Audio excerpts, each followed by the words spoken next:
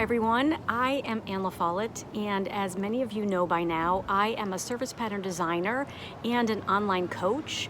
I offer both an 8-week signature program called the Pattern Design Academy that is all about service design, but I also offer a coaching program called Jumpstart Your Creative Business Online. And I have talked in the last couple weeks about the fact that I'm in the middle of teaching my signature course, the Pattern Design Academy. We are in week 5 of 8 right now.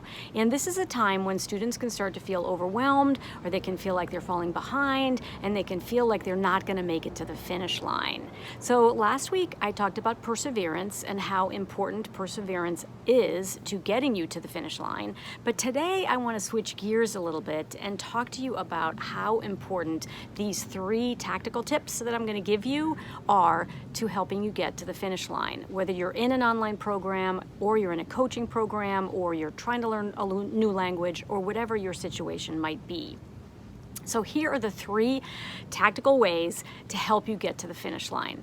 Number 1 is you need to schedule it. And what I mean by that is you need to either have a calendar or use your planner and open it up and decide, okay, how many hours a week am I going to dedicate to this, and what specific days and times of day am I going to sit down to do the work.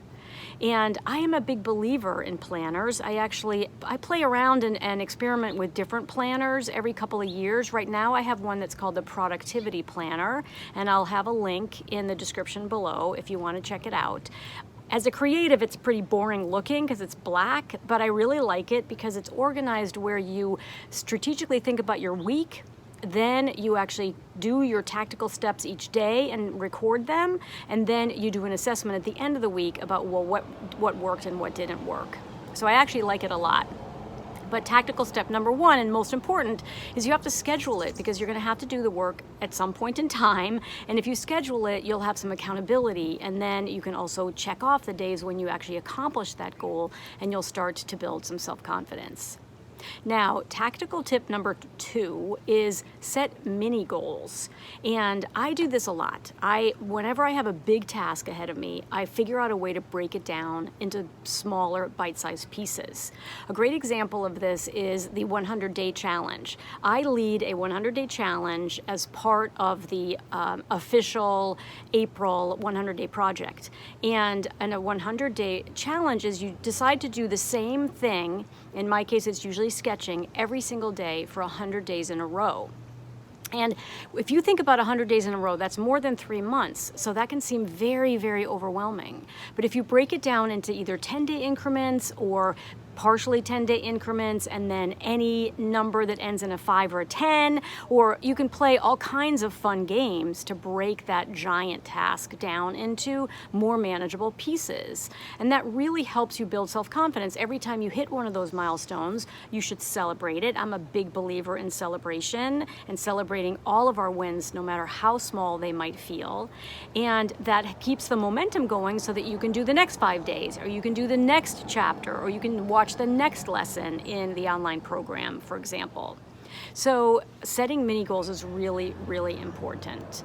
And then finally, this last one is partially tactical, and then maybe also a little bit of a mindset, and maybe more so falls into sort of mindset, and it's called visualization. And I don't know if you play tennis or you watch tennis, but last week there was a lot of conversation around visualization because Bianca, I believe her last name is pronounced Andreescu, won the US Open championship against Serena Williams. And Serena Williams was going for her 24th title, and Bianca was going for her very first. And earlier this year, Bianca was only ranked in the low 100s. And yet she and her coach worked on visualization and very specifically visualized her playing Serena in the championship match, and she won.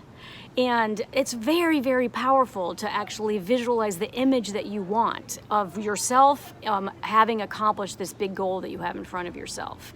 So some people like to think about it as congruence. So I wanted to talk about that just for a second, because congruence is something where when we have a lack of congruence, we can feel really, really frustrated. And that will show up sometimes in terms of how you are moving through the world in a way that's not congruent with the way you want to be in the world. In this context, I think of it more in terms of when I'm learning something new, I want to be congruent with what I'm going to feel like and what I'm going to be able to do when I've accomplished the goal. And so visualizing is very helpful. Having that inner image, or even an outer image of what that's going to look like for you and feel like for you, can be extremely powerful. So just to recap the 3 ways that will help you get to the finish line. Number 1 is you got to schedule it. So get out that planner, and I have a link down below to the one that I use in case you want to check it out. It's called a productivity planner. Number 2 is set mini goals, and if you want to read more about the 100-day project, there's a link below to the blog post that I did when I led it back in April of this year, and I do it every year in April, so you might want to mark your calendar in case you want to do it with me next year. And then finally, number 3 is this concept of visualization and making sure that you're moving through the world with congruence, because you'll find that builds self-confidence, and that definitely helps you get to the finish line. So if you enjoyed this broadcast, please click the subscribe button and also hit the little bell so that you'll be notified when I have a new YouTube video. And I always like to say in closing that I am Anne La Follette, and it's never too late to create. I will see you all again next week.